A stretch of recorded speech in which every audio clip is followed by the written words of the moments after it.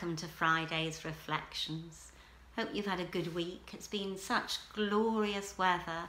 The light is just wonderful at this time of year, and the warmth is wonderful. I went out without a coat this morning, and the garden has recovered. I don't know what your garden's like if you have one, but everything that kind of got withered and burnt and stunted in the drought has suddenly burst forth. Everything's a really vibrant green.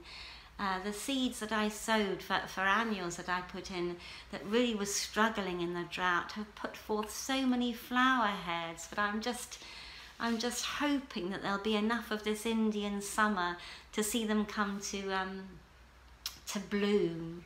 And there are lovely signs of autumn in the garden too. Last year I put in some autumn crocuses, or croci, whatever the plural is, and it said on the little label, oh, they'll be flowering within a few weeks. Well, they didn't flower. They came up, they didn't flower, but sure enough this year they've come up. They're just starting to poke through, and I'm hoping they're going to flower. And I've got some cyclamen that have come through. I know they're flowering amazingly in my neighbour's garden, but mine are always a little bit behind hers. And there's one that's quite a big plant and covers quite a bit of ground.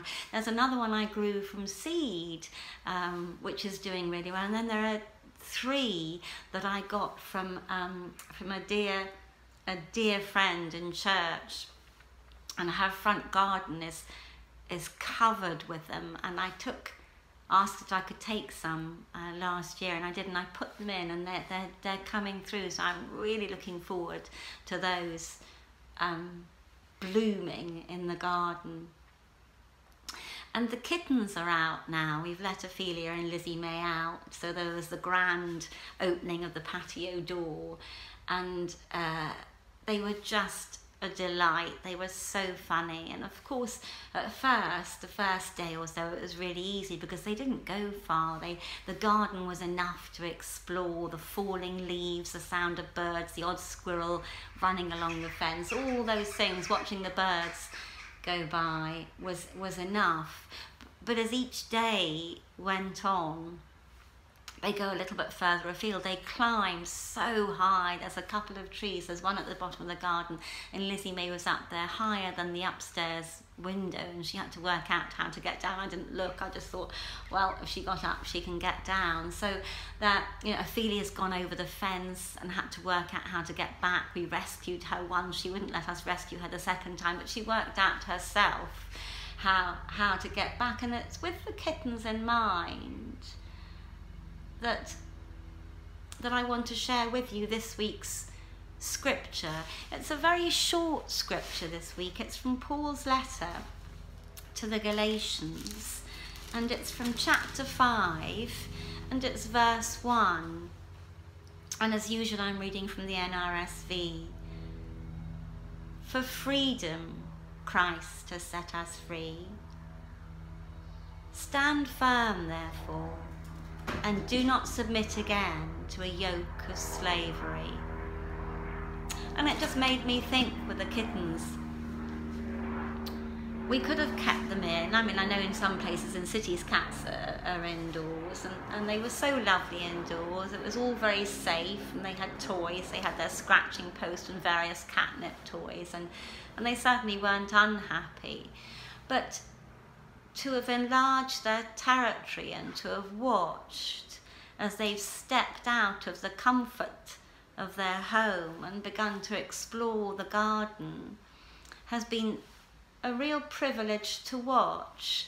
And at first it was lovely and heartwarming as they ran around the garden and they chased insects and they tried to catch falling leaves and they started to try and climb trees, but they couldn't do much at first. And then of course each day they can do a little bit more, and they get a little bit braver and a little bit bolder.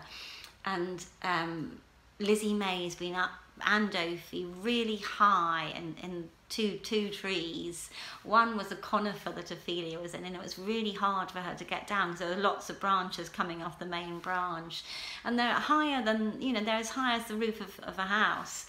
But they both managed to get down. Ophelia went over the fence, and it's quite safe here. We're not near, we're in cul-de-sacs, so we're not near any roads. But of course there are dogs around, so it's, you know, so you have your heart in your mouth at times. But to watch them as they explore, and when they go somewhere new, to see how they learn and acquire new skills, to see when they come in, they come into the house, how they're really exhausted, and their behaviour in the house is different. I think there's a kind of contentment in them that they didn't have before. They'd play with everything in the house and pull down the toilet rolls like the Andrex puppies and chew things, and now they've got access to the big outdoors. They don't do that anymore, but the joy of watching them do things that cats should do, like climbing high in a tree. They've not caught anything yet, but they're certainly, I don't think it'll be that far off before they do. They seem to be incredibly quick. They've caught insects, but not birds or rodents. But it really made me think about our walk with Jesus, and how when you come to Jesus and you turn to him and you repent of all the wrongdoing and all the stuff that wasn't right in your life, and you accept that amazing love and forgiveness, remembering the price he paid for that, and you enter into this incredible relationship, that first period of time you feel so safe, don't you, and contained in his love, and everything's very warm and it's very easy to find him. And I can remember things like staying up all night to read the Bible because I was just so blown away by the word of God, and it was just effortless to do. And then gradually, as you mature in the faith, he distances himself, and you find yourself journeying on. And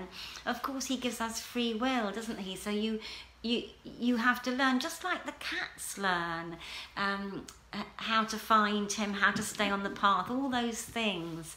And it really made me think that we have a choice, don't we? I'm always amazed that he gave us free will, and it's such a costly thing to give, isn't it? It would be sometimes it's so nice if we could make the kittens come back every time we wanted them to, but it wouldn't be right. You can't control.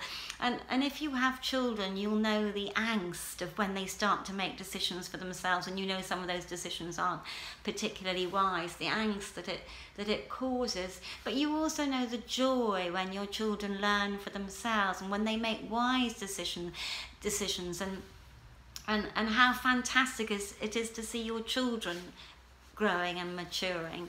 And it's that really that made me think that, you know, God has given us free will, and we can stay in our safe place, can't we? We can stay in our comfort zone, and it's all very nice, and we know exactly what we're doing, we know exactly what our strengths are, and we don't have to worry too much about our weaknesses. But what if we really miss out? What if, by the equivalent of going out, like a cat's going out of the patio door, what if the equivalent of us of stepping out of our comfort zone takes us on a journey beyond our wildest recognition? And I don't mean by that everything we do will be so successful and so brilliant. I don't mean that at all. I mean that what if by doing that we encounter God in deeper and more meaningful ways? What if we learn to trust him even more? And the other thing is, what if by going out of our comfort zones it affects others, it blesses others more than if we stayed in our own neat, nice space where we feel very comfortable? I wouldn't say I'm brave by any stretch of the imagination. I often get fearful, but I didn't find my faith until later on in life. And I think Because I had that long period of time without faith, I can't bear the thought of missing out on all that God has for me on earth. I know there's eternity and that's wonderful, but I don't want to miss out on opportunities to serve him here, opportunities to grow closer to him, opportunities to bless others, opportunities to discover more of my strengths and my weaknesses, opportunities to fail. The older I get, the less I worry about failing, because what if in your failing at something, you impact somebody's life in such a way that you cause them to go on and succeed? It's not about our ways, are never God's ways, are they? So I'm learning, and I've got a long way to go, I'm learning to be less fearful, I'm learning to be bolder, and I'm learning to trust God. And I'm remembering that God is trustworthy. So that's my message for you today that I wanted to share with you. And I hope it really blesses you. So I'm going to end in prayer now. Please do join in with a loud amen. I always leave that silence for you to join in. Lord God Almighty, our beloved and heavenly Father, we thank you for your faithfulness. We thank you that you have given us free will, Lord, and for the times when we use that free will and it's in a way that is not, that offends you, actually, we are truly sorry and repent. Lord, help us to be more like you. Help us to be, in a sense, like Ophelia and Lizzie May, prepared to step out of that comfort zone, prepared to explore and prepared to trust. And remind us, Lord, that whatever happens, you will never leave or forsake us. You will never fail us, Lord. So, Lord, we lift ourselves to you afresh and ask that we might hear your voice calling us to follow you more nearly, to see you more clearly and to love you more dearly day by day. And all God's people said, I don't know what you're doing this weekend, but I hope you have a great weekend. I'm finishing some odd bits in the garden. I put virtually all the bulbs in. We put our crocuses in the lawn as a tribute really to the Queen. We're hoping they'll come up in the shape of a crown, but who knows?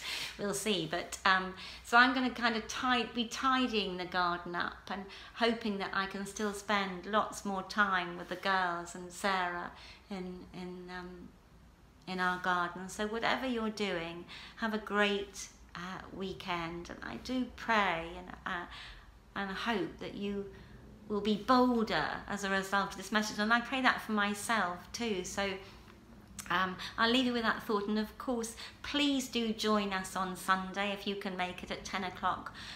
Panshanger Church. You are so welcome, whether you've been coming for years, whether you've never set foot in the place, whether you have faith, whether you have no faith, you are really welcome. Come along and find out more about the amazing God we serve. So either see you on Sunday or see you next Friday. Have a great week.